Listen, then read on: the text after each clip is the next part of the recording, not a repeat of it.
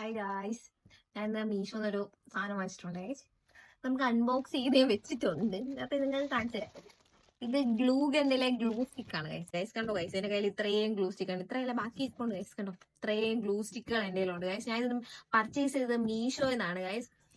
138 രൂപയ്ക്ക് എനിക്ക് 22 ഗ്ലൂ സ്റ്റിക്കുകളാണ് എനിക്ക് കിട്ടിയിട്ടുള്ളത്. ഞാൻ ഇത് വാങ്ങിയിട്ടുള്ളത് വലിയ ഗ്ലൂ ഗണ്ണിൽ യൂസ് ചെയ്യാൻ പറ്റിയിട്ടുള്ള ഒരു ഗ്ലൂ സ്റ്റിക്കുകളാണ്. ഇത് ഇത്രയും വലിയ ഒരു ഗ്ലൂ ഗണ്ണിന് വേണ്ടിയിട്ടുള്ളതാണ്. അതിലെ തന്നെ ഒരു ഗ്ലൂ ആണ് ഞാൻ ഇവിടെ യൂസ് ചെയ്ത് നോക്കിയത് കറക്റ്റ് ആണെന്ന് അറിയാം.